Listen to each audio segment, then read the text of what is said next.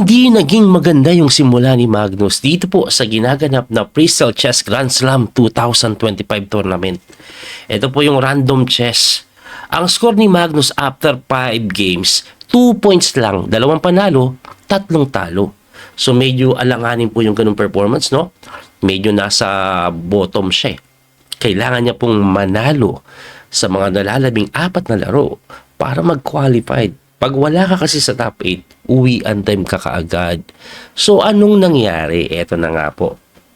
Round number 6, kalaban niya po walang iba kundi si Grandmaster Noderbek Abdusattorov. Ayan. So tingnan niyo po yung board. Random chess ito, baliktad. Ayan, mali yung pwesto ng mga piyesa na yan. Ay, king lang yung tama at imi-mirror yan sa kabila. Pagpasensya nyo na po ulit yung board. Yan po talaga yung kulay ng chessboard nila, hindi namin mapalitan. Yan yung design na pinili ng freestyle eh. Ewan ko ba? Kulay itim eh. Anyway, si Magnus ang puti dito. Anong nangyari? Crucial yung mga laban ha. C4 ang tinira, parang English. Nag B6 naman, binuksan yung Reyna. Nag F3 lang, kunat. Kasi inaatake po yung B2 eh, o G2 eh. Mabilis ng atake, no? Anyway, nag F6 naman yan. O, pagka F6, nag B4, agresibo. Tumira po ng knight lang sa may G3 or G6, knight G3. Nag C5 naman, ayan, in-stop na yung pawn, na kinapture. Binawi po ng pawn, and then nag bishop sa may E4, atakado yung Reyna. Persado pong kainin yung kabayo para magkaroon ng square. At pagka-capture po dyan, ayan na nga, tumakas yung Reyna. Nakulong eh, no? Anyway, tumira po ng F4 yan kasi nai-hit yung pawn sa G3 na tinirahan ng Bishop F7. Tumira naman po ng D3 para kunat lang. Anong plano niyan? Siguro pupunta yan dito later on. Anyway, nag-castling, nag-bishop lang sa may F2, nag-E4, and then in F5. Ayun. Inatake yung kabayo, umatras, sabay knight C3 na.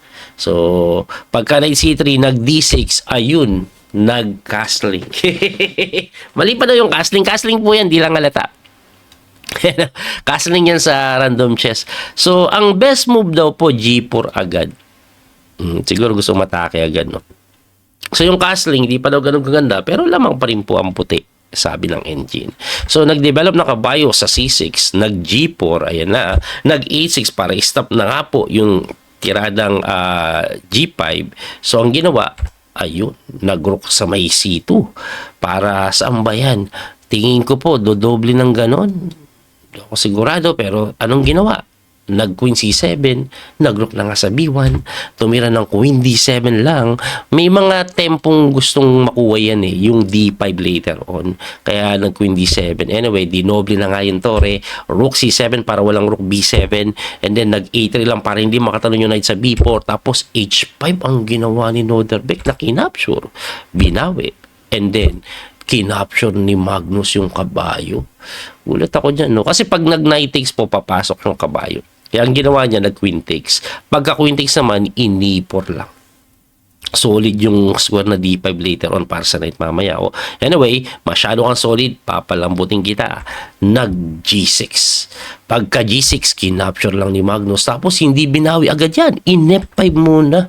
Oo nga naman, para mabuksan, no? Pero pagka F5, bubuksan mo pa yung tore mo, ipalit na natin. Nasinagot ni Noderbek nang hindi daw ganun kaganda, which is kinapture.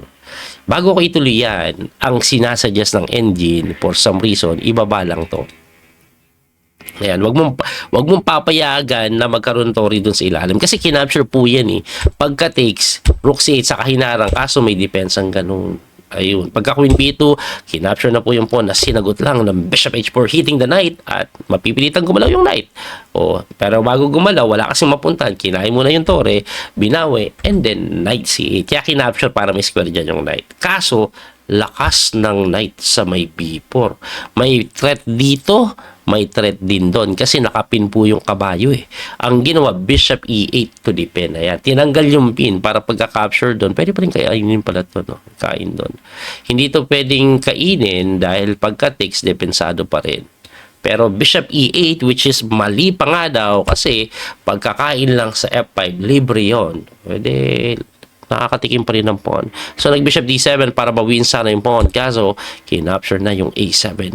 Hitting the queen, hitting the knight, nag-queen b6 na pilitang ipalit. Takes at yung endgame na ito, 2 pawns up for the side of Magnus. Evaluation ng computer, winning na. O, di ba? At mga matindi doon, lamang pa na konti sa oras. Tuloy natin. Inatake yung kabayo, tumalon, tinulak yung pawn para depensahan yung f-pawn. Nag-knight lang po noon sa may bito. Counterplay sa d3 na sinagot lang ng counterplay sa d6. Pagkatira niyan, tinulak na sinagot lang ng knight doon. So, anong meron? Dinidepensahan po ito. Ayan. Libre po yun kanina pero may kain kasi sa kabayo. Anyway, libre yung pawn sa d3 pero okay lang, may capture din kasi sa may d5. Tapos nag-knight f4 yan, hitting the pawn. Nag-knight naman doon, hitting the pawn din sa c5. Pero pagka-caption ni Noderbeck dyan, instead na i-takes ito, pwede din winning din yung takes pero nakita ni Magnus yung number 1 engine move. Knight f6 na sa totoo lang, pagka knight f6, medyo kakabahan pa ako ng konti dyan, parang mali eh. Para sa akin lang hindi naman ako si Magnus. Kasi pagka takes po niyan, pwersado, opposite bishop, na medyo nakakaba kasi baka matabla. Pero hindi matatabla yan kasi meron pong dalawang distant pass pawn. Yung pawn na dalawa madidepensahan. Kayang bandayan ng king. So ang ginawa po niyan, hindi na nga tinulak eh. Kasi kung ako po ang black, baka itulak ko. Kaso lalapit lang. Tapos babagsak din yan. Tapos mamaya, eto, tutulak-tulak na yan. Dalawang side yung babantayan eh.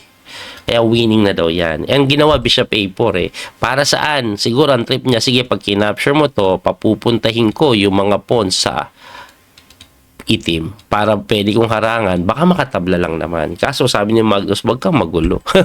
Kining mo man lang at pagka bishop d1, lumapit lang yung king. Ayan tinulak na yung pawn kasi ayaw mo pa kin, tulak ko na to. Kaso binantayan lang ng bishop yan lumapit yung king inatake yung pawn, tinulak, bantay sarado yung dalawa, nag-resign na lang.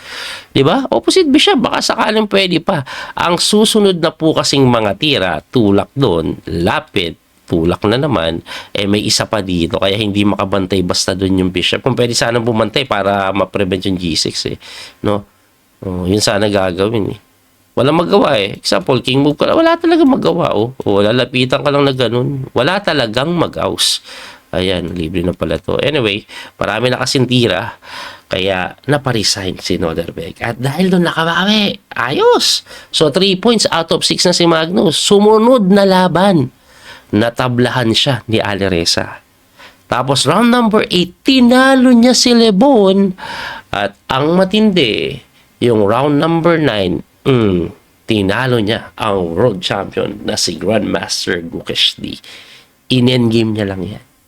So, grabe si Magnus. Last 4 games, ang score, 3.5 out of 4. Lumabas ang natural ni Magnus. Yan yung natural niya. Yung malulupit na galawan na tirahan, yung puro panalo. Anyway, standing? Pakita ko lang. Ayan.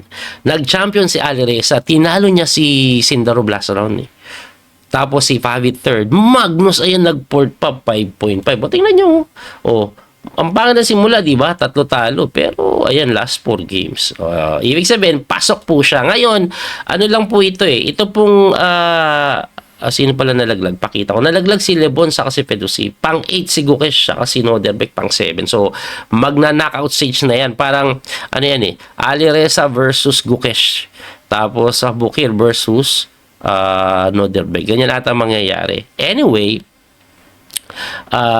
ano bang magiging forma dyan? So, knockout niya. Tingnan ko lang po yung pairing kung nakalabas na. Ay, hindi pa po nakalabas yung knockout bracket. Anyway, gano'n na nga yun. Yun po yung final standing ng torneo. Abangan nyo po yung mga susunod laban. Diyan ako pag-live kasi yung mga anak ko may tournament. Ako din naglaro ako ng tournament. At blitz lang naman, pero bukas ginawa ko to agad pagka uwi ko. It's already 1 AM right now. may laro tournament ko bukas, sasamahan ko sila tournament. May laro yung mga anak ko bukas, sasamahan ko sa tournament, kaya hindi tayo makakagawa ng video masyado. Anyway, muli ito po yung Coach Pinemaster, Daniel Causo. Abangan nyo po yung mga susunod nating upload. Grabe si Magnus, lumalabas na yung natural na galing. Tingnan natin yung kanila pong knockout bracket. Alam ko, long game na yon. So, abangan nyo po yun. Muli ito po yung Coach Pinemaster, Daniel Causo. Hanggang sa muling pagkikita mga kabiyahe. God bless po. Thank you sa support. Bye-bye. That little mouse, 'cause I'm an albatross.